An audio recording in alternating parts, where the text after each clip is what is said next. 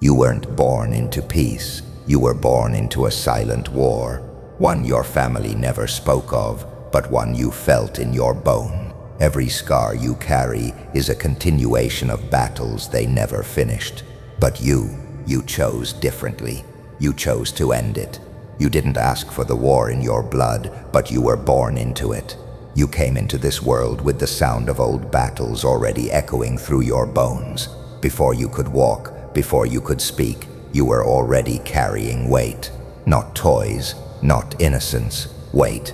And it wasn't just the kind that crushes shoulders, it was the kind that hides in your chest and tightens every time someone raises their voice. The kind that makes you flinch when nothing is chasing you. The kind that wakes you up at night for no reason except that your DNA remembers a time when sleeping meant vulnerability. If you're hearing this, you've already stepped outside the system. Subscribe before they pull you back under. You were taught things you didn't understand, not with words but with glances, with slammed doors, with silence that screamed louder than any argument. You watched adults smile at strangers and shatter at home. You watched love turn cold. You watched survival masquerade as tradition. And somewhere inside, even as a child, you knew this wasn't how it was supposed to be. You were absorbing war strategies, how to shrink yourself, how to sense danger before it spoke, how to hold your breath until the storm passed. They called it family. You called it chaos, but you couldn't say that out loud, because in your bloodline, truth wasn't a tool, it was a threat.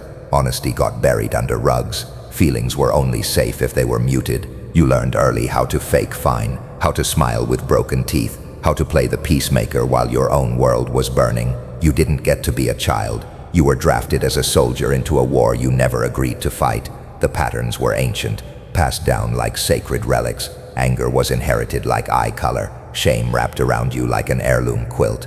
Your grandfather's silence became your father's rage. Your mother's tears became your own, and none of them ever talked about it. They didn't know how, they just handed it to you. Here, carry this. Don't ask questions, don't look back, just survive. You thought it was normal, that everyone walked on eggshells around the dinner table, that love had to be earned by disappearing, by obeying, by enduring. You didn't know that normal wasn't supposed to feel like fear, that affection wasn't supposed to feel like currency, that comfort wasn't supposed to be conditional.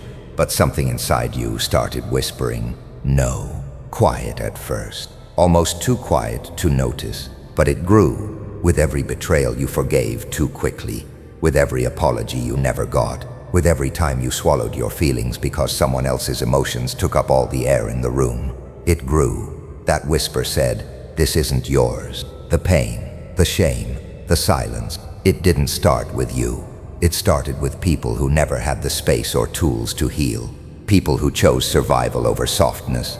People who numbed instead of named. You were just next in line. And the scariest part, you almost accepted it. You almost passed it on.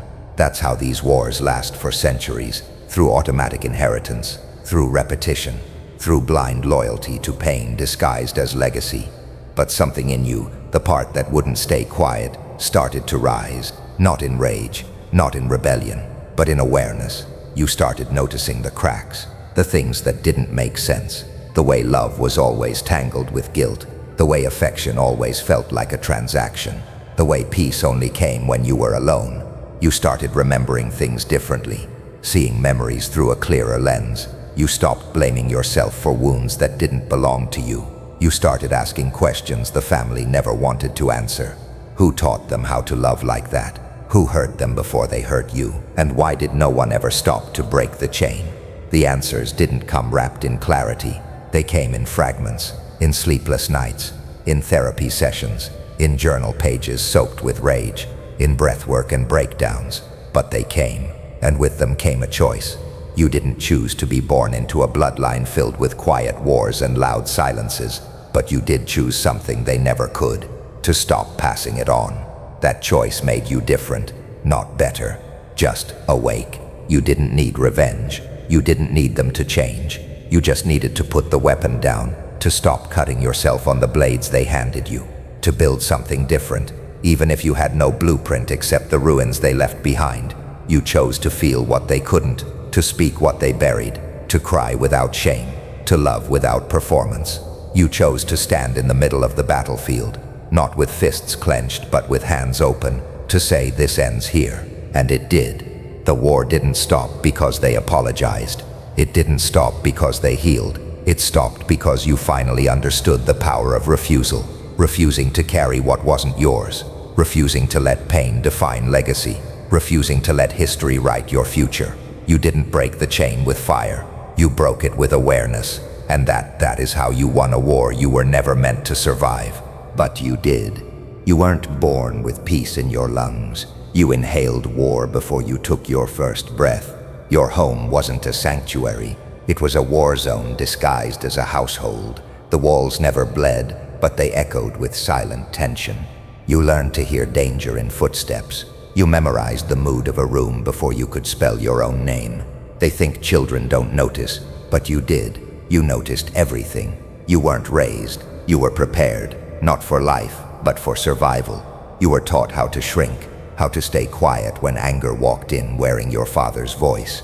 You were taught to soothe rage that wasn't yours, to apologize for pain you didn't cause, and to hold space for broken adults who never held space for you. Your childhood wasn't stolen, it was weaponized. You learned quickly that being small kept you safe, that pleasing others could keep the chaos at bay. So you twisted yourself into shapes that hurt to hold. You smiled when you were scared. You comforted people who shattered you. You sat at dinner tables with ghosts in living skin and learned to laugh at the right moments so no one would see your fear. And that's the part they never talk about, the skill of survival that comes from emotional war. It makes you exceptional at pretending. There were rules, unspoken ones, carved into your nervous system. Don't speak unless spoken to. Don't cry too loud. Don't say how you really feel. Don't show weakness. Don't bring shame. Don't be too much. Don't be too real. You followed them all, even as they turned you into a stranger inside your own skin. You thought it was normal. The yelling, the silence, the slammed doors, the backhanded comments, the pretending everything's fine 5 minutes later.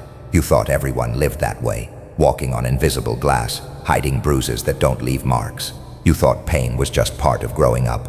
And then one day, you went to someone else's house, a friend, a neighbor, maybe a classmate, and there was quiet, but not the dangerous kind, the safe kind. There was laughter that didn't hurt. There were parents who spoke, not screamed, who touched their children with gentleness, not control. And something inside you cracked. You didn't have a word for it then, but now you know what it was. Grief. You were grieving a childhood you never had while still being a child. You started realizing the difference between what you were taught and what you deserved. But by then it was too late. You were already hardwired. You were already looking over your shoulder even in calm rooms. You were already scanning faces for emotional shifts. You were already taking responsibility for everyone's feelings because that's what you were trained to do. They didn't hit you with belts. They hit you with silence, with sarcasm, with disappointment, with guilt. They weaponized affection. One day warm, the next day gone. Love was conditional. Safety was temporary. Trust, that was a luxury you were never given. So you became hyper-independent, terrified of needing anyone. Or you became clingy, starving for love like it was oxygen. Either way, you weren't thriving. You were surviving. You carried wounds that no one could see, and that made them heavier. You didn't get a diagnosis. You got labeled sensitive, dramatic, difficult, ungrateful. They punished your reaction to their damage. They made you feel like the broken one for feeling anything at all. But you weren't broken. You were built in fire, hardened by years of invisible combat. And that makes you dangerous now. Not because you hurt people, but because you see through them. You recognize toxicity wrapped in charm. You hear the manipulation in soft voices. You feel the weight behind compliments that don't land right. You became fluent in dysfunction before you even learned your own language. They expected you to forget, to move on, to not be so negative. But how do you move on from a battlefield you never left? How do you forget a war that trained you how to love, how to fear, how to speak, how to disappear? You see, they call it the past, but for you it's still living in your jaw when it clenches at the sound of yelling. It's still in your hands when they shake at confrontation. It's in the way you flinch at kindness because it feels foreign. It's in the way you sabotage good things before they can leave because that's what you were taught. Love leaves, always. And the most violent part, you almost believed it was your fault. that you were too emotional, that your needs were too much, that you were never enough. They fed you shame like medicine. They taught you to doubt your own memory, your own emotions, your own reality. That's psychological warfare, and you lived through it without even knowing. But you do now. You know what it was. You can name it, and that's why it doesn't control you anymore. The war was real, and you were born into it. But you are not it. You are not your father's temper. You are not your mother's sadness. You are not the trauma they didn't heal, or the damage they passed down like inheritance. You were born into fire, but you are learning to walk through it without letting it burn you to ash. And that alone makes you dangerous. Because when a person raised in war chooses peace, not just for themselves, but for the generations after them, that is not weakness, that is revolution. You think it's just you, don't you? That sudden rage boiling under your skin for no reason, the way your chest tightens when someone leaves the room without a word, the panic you feel when your phone goes silent.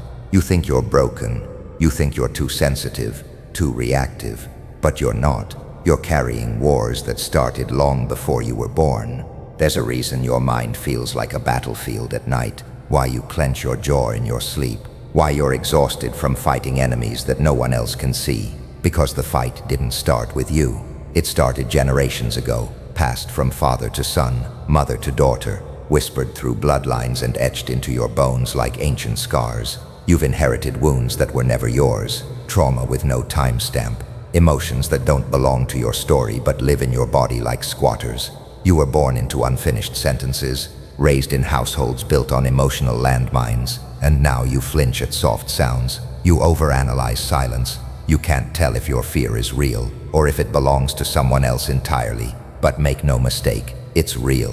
When your grandfather drank until his voice turned into thunder, when your grandmother wept into her pillow every night and called it prayer, those echoes didn't die. They just went quiet until you became the resonance chamber. The one who heard everything they never said. You picked up their grief in your DNA, and now it screams through you. You weren't raised to understand this. No one told you that your triggers might be inherited, that your fear of abandonment might come from the great-grandmother who was left at the train station, that your inability to trust might come from a lineage where betrayal was survival, that your people learned to love with armor, not open hands.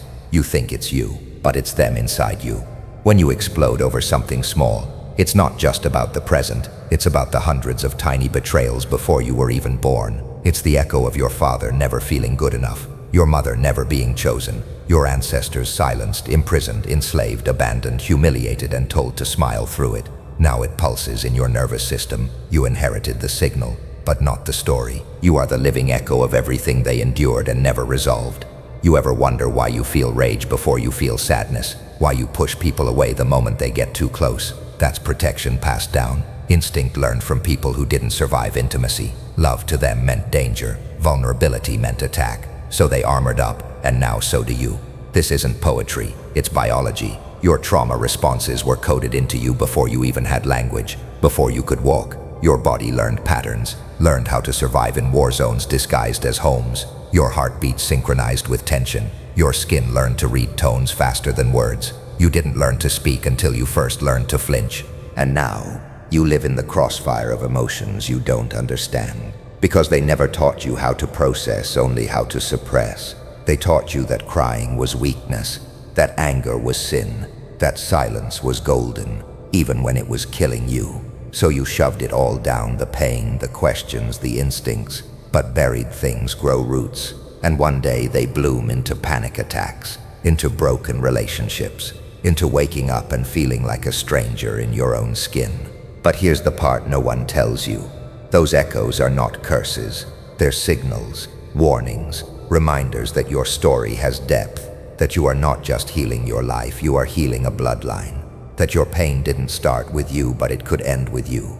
That anger that scares you, that grief you can't explain, it's not weakness, it's data, it's ancestral code that's trying to be heard through your breath, your body, your behaviors.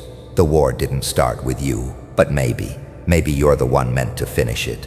You think it's too much, that you'll drown in the noise of it all, but you won't, because you're already different. You're the one who started asking questions. You're the one who said this isn't right. You're the one who felt everything they numbed, and that alone makes you dangerous. to the patterns, to the pain, to the legacy of silence. You are not too sensitive. You are finely tuned, not broken, but deeply aware. You hear what others have muted. You feel what they buried. You are the result of everything that came before you and the beginning of everything that comes next. So next time you shake with a sadness that makes no sense or scream with a rage you can't trace, know this: you are not malfunctioning.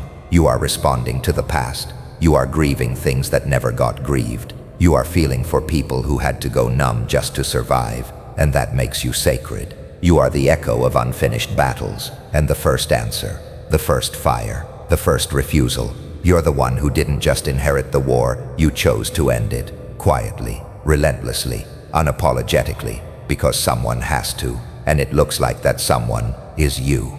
No one warned you about the silence, because silence was the rule. Spoken pain was punished. Honest emotion, dismissed. Everyone around you played the same game. Say nothing, feel nothing, remember nothing. But you felt it, didn't you? The weight pressing against your chest when you walked into a room where no one ever said what mattered. The fake smiles, the careful words, the rooms full of ghosts, still alive. That wasn't peace, that was war, dressed in silence. They didn't scream, they didn't hit, but they taught you something worse. They taught you that pain doesn't matter if no one talks about it, that suffering is a private thing, that your tears were weakness. You grew up learning how to cry without sound, how to hurt quietly, how to apologize for emotions you never asked to carry. And so you became fluent in emotional disappearance, master of keeping it together. They told you to be strong, but what they meant was, be silent. You watched people fall apart behind closed doors, then smile like nothing happened in front of guests. You watched your parents speak like strangers, your siblings become shadows. No one asked questions. No one offered truth. They just handed down the silence like it was a family jewel, generation to generation, like a curse wrapped in tradition. You didn't just inherit blood. You inherited secrets, shame that wasn't yours, pain that didn't start with you, but grew inside you anyway. And so you learned to disappear while being present, to laugh at jokes that felt like knives, to nod when your body screamed no. You performed your identity to survive in a household that never saw the real you, and still they called it love. But love doesn't erase the self. Love doesn't teach you that your pain is inconvenient. You were told to toughen up, but all that did was teach you to lock yourself in your own mind and throw away the key. You thought it was normal to not talk about the past, to forget the trauma like it was a bad dream. But that dream started bleeding into your waking life. The anger that boiled under your skin, that wasn't just yours. The numbness you felt in the middle of joy, that was inherited too. Because when silence is survival, the truth becomes a threat, and you started to see that every time you tried to speak, something in the room changed, like the air got heavier.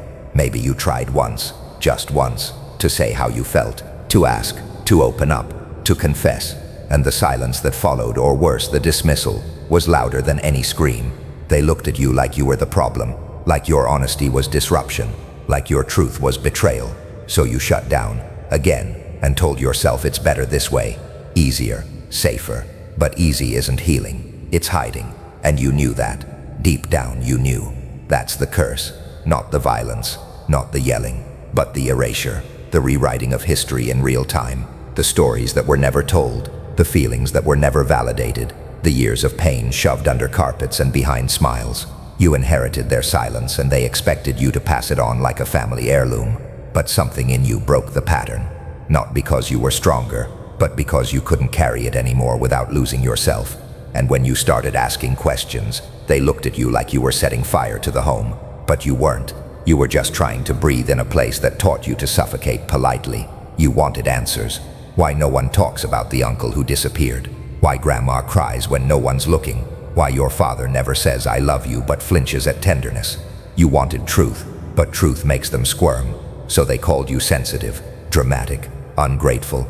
But you weren't ungrateful. You were starving for connection, for meaning, for someone to finally say, yeah, that happened and it hurt. But no one said it, and maybe they never will, because they were taught the same silence, trained to believe that healing is weakness and forgetting is strength. But you know better. You've seen the damage that silence leaves behind. the way it builds walls between people who love each other, the way it distorts the self, the way it turns legacy into suffering. You started speaking, not for revenge, but for release. You wrote, you screamed into pillows, you told the truth in therapy rooms and midnight journal pages, and even when your voice shook, you kept going, because you weren't just breaking your silence, you were breaking theirs. You were lifting the weight from your shoulders and refusing to pass it on to the next. You chose the storm over the stillness, because you knew real peace is found on the other side of chaos, not under the rug of secrets. And now you don't speak because you need them to understand. You speak because you need to be free. You name the pain. You open the wound. You bleed. Yes, but at least it's real, because healing isn't silent. It's messy, loud, complicated, and it terrifies those still hiding behind their masks. But you've seen what silence does. You've felt its grip around your throat, and you've chosen something else. You chose voice. You chose truth. You chose to be the first in a long, haunted line to say, "This hurt me." And in that sentence, you ended centuries of silence. You didn't just break the curse. You buried it, and you walked away whispering what they were never brave enough to say. It ends with me. You didn't plan to become the end of the story. You were just trying to survive the chapter you were born into. But somewhere along the path between the sleepless nights and the screaming thoughts, you realized something was off. It wasn't just you. You weren't defective, fragile, broken beyond repair. You were carrying something ancient, something heavy, and one day you looked around and saw it for what it was. Cycles, patterns, loops wearing different faces but echoing the same pain. You saw the repetition, and more importantly, you refused to pass it on. Maybe it hit you during an argument, maybe in the quiet moment after another panic spiral, or maybe you caught yourself becoming the very thing you swore you'd never be. The yelling, the shutting down, the withdrawal, the control, and that scared you more than any punishment ever did, because it meant the war didn't just live in the people who came before, it was in you now, in your voice, your hands, your mind. The rage didn't start with you, but it was ready to finish through you. You became aware. That was the first crack in the chain. Awareness is a brutal teacher, because once you see the cycle, you can't unsee it. You can't laugh it off. You can't pretend it's normal. You sit in silence, stunned, realizing how much of your life wasn't your life at all. It was inherited pain, recycled beliefs, automated reactions programmed by ghosts who never healed. You weren't born with hate or fear or self-loathing. Those were gifted to you like heirlooms, passed down like a cursed crown, and you decided to take it off. It wasn't a noble decision. It wasn't poetic. It was survival. You knew something had to break, and if it wasn't the pattern, it would be you. So you started asking questions your bloodline never asked. You started saying no to things that were always expected. You started stepping away from people who said, "But we're family," while cutting you with the same words every time. You stopped making excuses for those who hurt and called it love. And that's when the real war began. Because the moment you said, "This ends with me," the system began to shake. The unspoken rules, "Don't talk about it. Keep the image. We don't do therapy," they cracked under your defiance. You became the enemy, not because you did harm, but because you refused to absorb it anymore. They didn't understand. They called it disrespect, arrogance, disloyalty. They said you were turning your back on your roots, but the truth was simpler. You were turning your back on the rot. You were not the chosen one. You were the choosing one. You chose to feel what they numbed, to speak what they buried, to confront what they dressed in silence. And that choice cost you everything familiar. You lost connection, comfort, tradition, but you gained something rarer, a clean beginning, a scarred one, but yours, entirely yours. You didn't fight with fists. You fought with boundaries, with solitude, with sleepless nights sorting out inherited emotions from your own. You cried over wounds you didn't even remember receiving. You traced your triggers to echoes of people long gone. You sat in rooms where no one clapped for your growth, and still kept growing. You healed in silence, not because it was dramatic, but because there was no one around who understood what the hell you were doing. You became the rupture, the interruption, the refusal. You became the stranger at the family table, the one who no longer laughed at jokes rooted in trauma, the one who didn't stay silent when the mask slipped. You were called cold, distant, ungrateful, but that wasn't the truth. You were finally warm toward yourself, close to your own inner child, grateful for the chance to build something that didn't reek of decay. They wanted to pass down pride, but they passed down pain. They wanted you to mirror their survival, but you chose rebirth. You didn't carry the torch. You extinguished it. You lit your own flame instead, one that doesn't burn but illuminates, and even if no one before you understands it, someone after you will feel it. Your children will not flinch when they hear footsteps at the door. They won't mistake love for control. They won't have to unlearn the idea that pain is normal, because you fought this war in silence behind closed doors, when no one believed in your battle, and you won. You didn't just survive the legacy, you changed it. This war, this ancient fight passed down through generations. It ran in your blood, but it ends in your hands. No one saw the war because it wasn't loud. There were no guns, no bruises to point at, no medals to show for survival. But it was a war all the same, and you fought it in silence, not because you were weak, but because you were the only one brave enough to battle what they all chose to bury. You didn't fight enemies. You fought patterns, cycles, echoes of screams. You never released generational curses that wore your name like armor. The war lived in your nervous system, in the way your chest tightened at peace, in the way joy felt suspicious. You didn't know what safety was because chaos was your native language. And so the war didn't start when someone hurt you. It started the moment you decided not to hurt others the same way. They passed down pain like family recipes. Rage was seasoning. Silence was tradition. You were taught to endure, to perform, to disappear if necessary. Your wounds became decor, something to keep polished and hidden. And so when you finally cracked, when your spirit bled through the seams of your smile, they didn't know what to do with you, because you weren't supposed to feel, you were supposed to function. But something inside you refused. You couldn't play dead anymore. You stopped laughing at pain like it was funny. You stopped lying when they asked if you were okay. You screamed in rooms meant for silence. You cried in bathrooms, hiding from the very people you were trying to protect. And still no one noticed. That was the most brutal part. The silence wasn't just yours, it was theirs too. You sat with feelings your ancestors never dared name. Shame, guilt, fear, loneliness. You held each one in your chest like a bomb and dared it to detonate. Some nights it almost did. Healing didn't look like a sunrise. It looked like insomnia, like memories you never lived flashing through your body, like crying over things you didn't understand. Your healing triggered their denial. Your honesty exposed their rot, so they called you dramatic, sensitive, rebellious. But you weren't any of those things. You were breaking a pattern they were too afraid to admit existed. You were fighting demons they left unburied. You were loving yourself in a way they never showed you how. No therapist warned you that healing would make you an outcast, that peace would cost you connection, that self-respect would be seen as betrayal. But you learned the hard way, through birthdays you weren't invited to, through phone calls that never came, through relatives who spoke of you like a ghost. And still you stayed on the path, not because it was noble, not because it was beautiful, but because it was necessary.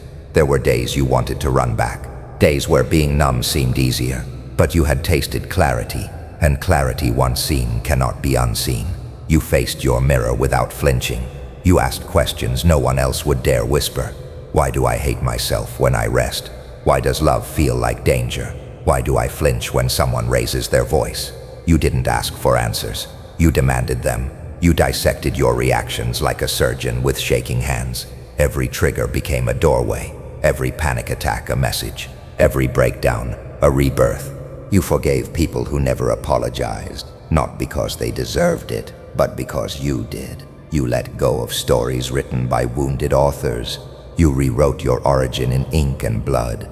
You stopped bleeding for those who only watched, and in the process you became something terrifying. Someone who feels, someone who sees, someone who heals. You began to recognize pain, not as punishment, but as information.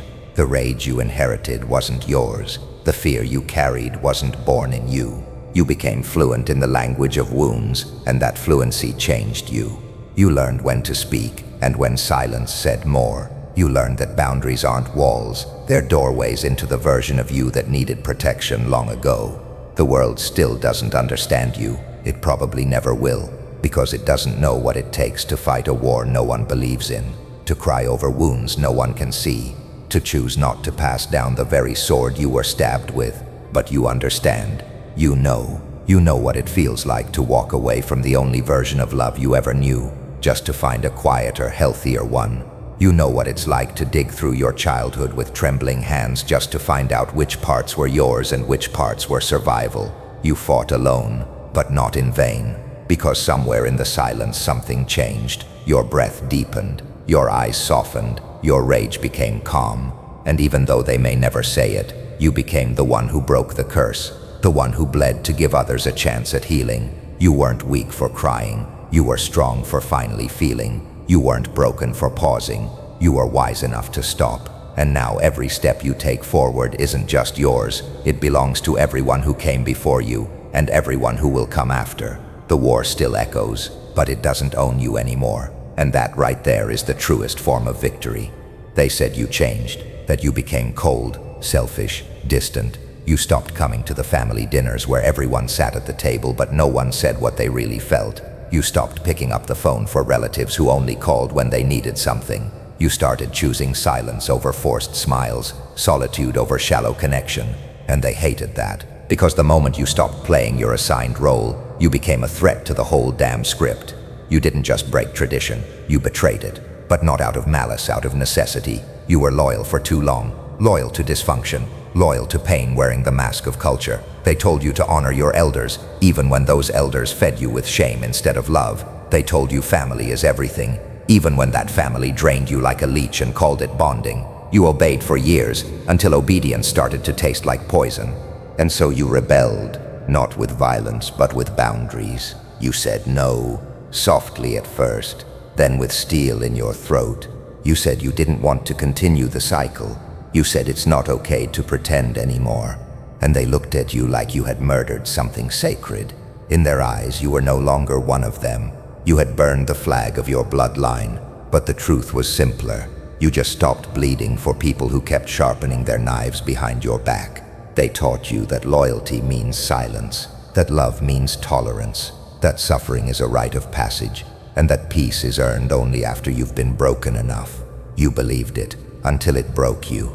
And even then you stayed longer than you should have. You stayed because you were raised to believe that love looks like sacrifice, that healing is betrayal, that protecting yourself is abandonment. So when you finally walked away, it didn't feel like freedom, it felt like guilt. But guilt is a ghost, and you learned to stop feeding ghosts. It wasn't easy. The first few steps away from them felt like treason, like you were turning your back on your roots. But you weren't. You were turning your back on the rot, on the whispered lies passed down like lullabies, on the patterns that wrapped themselves around your identity and convinced you that love must always hurt. You didn't walk away from family. You walked away from the disease inside it. They'll never say it, but they feel your absence, not just your body, your silence, your refusal, your evolution. You were once the easy one, the fixer, the one who absorbed the blame, softened the rage, kept the peace by swallowing your own. But now you are the line they can no longer cross, the mirror they avoid because it reflects the truth they've buried. You became the reminder that healing is possible, and therefore their excuses are not. They'll talk, of course they will. They'll say you've changed, that you think you're better, that you've forgotten where you came from. But they'll never say the truth out loud. You had the courage they didn't. You faced the pain. You named it. You refused to pass it forward. That's what makes them uncomfortable. Not your distance, but your power. You became what they pretended didn't exist. You became a healed version of someone they tried to break. And still you grieve. Not just the people, but the illusion of what you hoped they'd become. You grieve the love you gave, the connection you wished for, the home you tried to build in a house made of trauma. But grief is cleaner than betrayal. At least grief has honesty. You learned to mourn without reopening the door. You stopped explaining, stopped justifying, because what they call change is actually growth. What they call selfishness is survival. And what they call betrayal is actually the most sacred act of love, the kind that protects the future by refusing to relive the past. You didn't walk away to hurt them. You walked away to protect the child inside you, the one who begged for gentleness and got lectures, who cried for safety and got silence, who tried to make everyone happy and forgot what it felt like to be whole. You walked away because staying meant dying slowly, smiling while your soul decomposed. Let them gossip. Let them paint you in whatever shade of villain they need to. You're not here to convince them. You're here to rewrite the story, to make sure the next generation doesn't inherit what you had to survive. You're not just healing for you. You're healing for the bloodline, the one that starts now, not behind you but forward, the one that carries your name and none of your chains. One day someone will ask you why you're so calm, why your eyes are tired but clear, why you love so fiercely but demand to be met at your level, and you'll smile, not because you've forgotten, but because you remember everything and still chose peace. You didn't betray your bloodline, you saved it. You never had someone to teach you how to be whole. No guidebook, no blueprint, just fragments, silence, survival. You were handed a bloodline full of ghosts and expected to build a home with haunted bones. But you didn't fold. You didn't vanish into the same patterns. You did the unthinkable. You decided to become the ancestor you never had. They told you to toughen up, to stay quiet, to pretend. They taught you that love was earned by obedience and pain was just part of the deal. So you learned to shrink. You learned to betray yourself just to keep others comfortable. You learned to put out your own fire just so no one else had to feel your heat. But even then, something inside you stirred, wild, ancient, defiant. It wasn't rage, it was remembrance, a whisper from the roots beneath your feet saying, you were meant for more than this. You started asking questions no one in your family ever dared to ask. Why do we talk like that? Why do we flinch when someone raises their voice? Why does love feel like walking on broken glass? And with every answer that never came, you became louder in your silence. You didn't need permission. You didn't need applause. You needed truth, and you were willing to bleed for it. You realized healing isn't a straight line. It's a graveyard. You had to bury versions of yourself that were built to survive, not thrive. You grieved identities shaped by trauma, patterns learned in war zones disguised as households. You let go of that voice in your head that said this is just how it is. No, it ends here, with you. You chose the hard road, the one with no shortcuts, no applause, no familiar faces cheering you on. You walked into therapy. You sat in front of blank pages and filled them with ugly truths. You forgave your mother for not knowing how to love. You forgave your father for vanishing into silence. You forgave yourself for trying to fix what was never yours to carry. And in doing that, you broke a spell that had wrapped itself around your bloodline for generations. You became the first to breathe without fear, the first to cry without shame, the first to say, I'm not okay, and not be destroyed by it, the first to say no, to walk away, to demand space, to demand truth. They saw that as rebellion, but you knew this was sacred work. You weren't rebelling, you were resurrecting, and it wasn't perfect. Some days you still hear their voices in your head, still feel the pull to return to what's familiar, even if it's toxic. But you resist because you know the cost. You've tasted the bitterness of pretending, and now that you've found even a flicker of real peace, you're not giving it up. Not for guilt, not for comfort, not even for blood. You became the one who listens instead of screams, the one who breathes through the pain instead of passing it down. You're teaching your nervous system that safety is possible, even if no one showed you how. You're rewriting every sentence that began within our family. We don't, and replacing it within my family. We will. They may not understand. They might mock you, dismiss you, say you've changed, and you have. That's the point. You were never meant to stay the same. You were meant to evolve, to expand, to burn the script and write a new one. One your descendants will one day read with gratitude instead of grief. You became the beginning of something instead of the end of someone. You are no longer a reflection of inherited wounds. You are now a blueprint of transformation. Every boundary you set is a map. Every truth you speak is a torch. Every tear you let fall without shame waters the soil of something your ancestors never got to touch. Freedom. And that freedom doesn't roar. It doesn't parade. It sits quietly in the way you love, in the way you parent yourself, in the way you choose partners who don't repeat the past. That freedom lives in your posture, in your ability to pause, in your refusal to chase validation. That freedom is the sacred space between the trigger and the reaction. The moment you choose presence over programming, you didn't just survive, you alchemized. You took centuries of pain and turned them into poetry, into power. You became the guardian of your future bloodline, the gatekeeper who says, the violence ends with me, the silence ends with me, the fear ends with me, because you, without even knowing it, became the ancestor they will one day whisper about in awe. Not the richest, not the loudest, but the one who walked into hell and didn't come back empty-handed. The one who chose to heal, even when it cost everything. The one who buried the war so their children could finally be born into peace. They won't thank you for healing. They won't clap when you choose not to scream back. No one writes your name in gold for walking away instead of lashing out. There's no crown for the one who ends the war.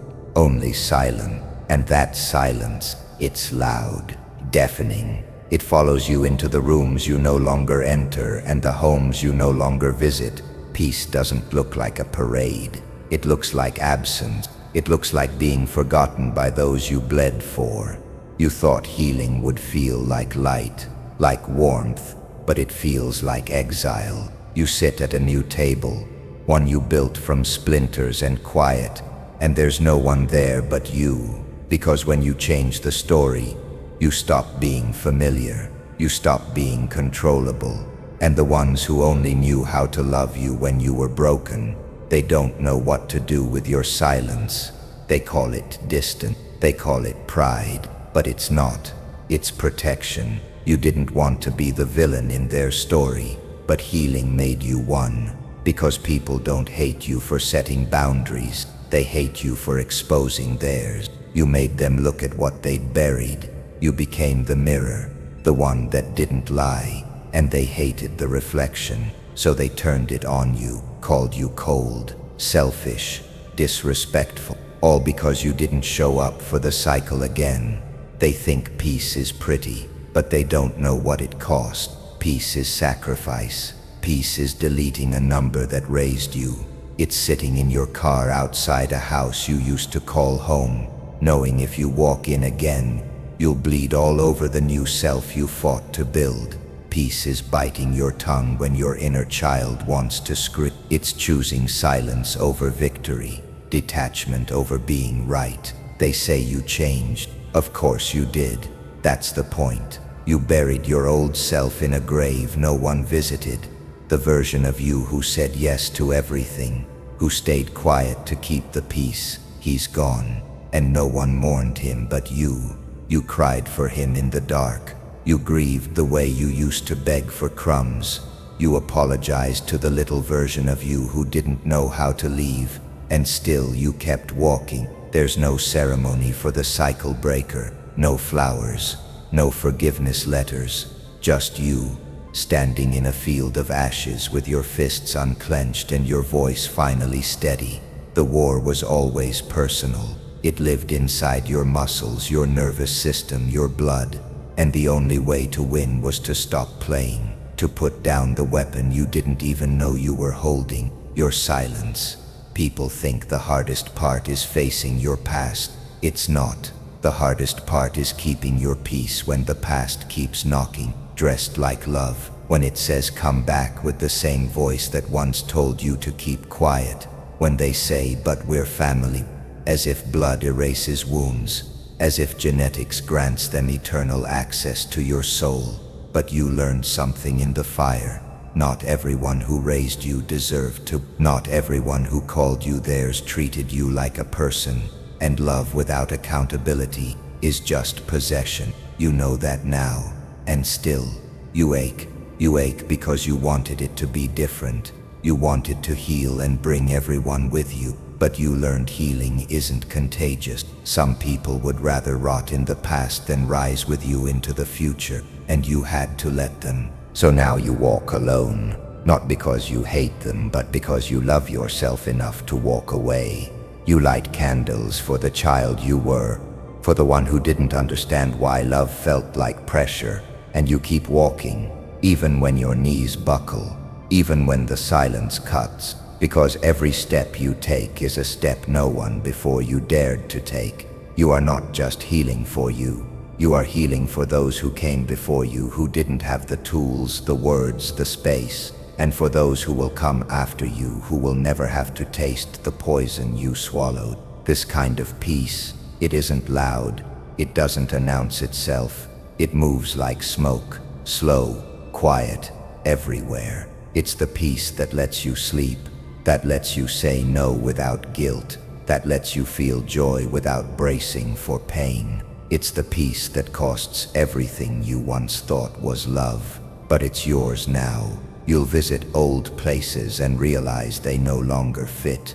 You'll hear the voice of a parent or partner echo in your head, and for the first time it won't control you. You'll feel guilt rise, thick and hot, and then you'll watch it fade, because guilt is just a memory pretending to be a warning. You'll let it go, and one day when the silence no longer feels like punishment but protection, you'll know you won. Not the kind of victory you share on stages, but the kind you carry in your bones, the kind that rewires your entire bloodline. You'll know that the war is over, not because they changed, but because you did, and you won't go back, because peace is a war you fought alone, and you chose to survive it. They won't write your name in history books for this. There won't be a statue, no grand celebration, but what you did, what you are still doing, it matters more than anyone outside your skin could ever comprehend, because the war didn't start with you. It started long before you had a voice, before you were even born, and still, you ended it. You didn't ask for this legacy. You inherited a chain of patterns disguised as personality, rage passed down as discipline, silence passed off as strength, trauma treated like tradition. You were born into a battlefield wearing a smile, told to obey while the fire crawled under your skin, told to be grateful while the blade was still in your back. They fed you stories, not fairy tales, but the kind soaked in denial and fear. Stories that said, that's just how your father was. We don't talk about that here. You should be thankful they stayed at all. You were taught to love people who hurt you, trained to protect the very wounds that were killing you slowly. Every generation passed the war like an heirloom, blood-stained and sacred. But you didn't carry it forward. You buried it. You didn't announce it. You didn't demand applause. You just stood still one day and said, no more. No more being a soldier in a war you never declared. No more handing out forgiveness like candy to people who only ever handed you pain. No more pretending silence was peace. You felt the ghosts in your blood, the ache in your bones, the fury in your jaw when someone raised their voice just like he used to. You recognized the pattern, and you chose not to pass it down. And that's what makes you powerful. Not loud, not angry, but deliberate, precise. You chose awareness. You chose to feel what generations before you buried. You didn't run from the pain. You invited it in, sat with it, let it scream, then told it, you don't control me anymore. You dissected every piece of the emotional machinery they handed you. You rewired what love meant. You redrew the map of who you were told to be. They don't get it. They probably never will. You changed the rhythm of your family's heartbeat, and they called you dramatic. You created space where there was only suffocation, and they said you were ungrateful. You drew boundaries around wounds that were never allowed to close, and they called you cold. But you weren't being cold. You were becoming clean, cleansed, clear. You learned to say no, and it was treated like war, but in truth, it was peace. Your peace, a sacred, earned, brutal kind of peace. Not the kind you inherit, the kind you fight for, the kind that costs you people you love, the kind that costs you versions of yourself you thought were permanent, the kind that leaves you alone in rooms where you used to be surrounded.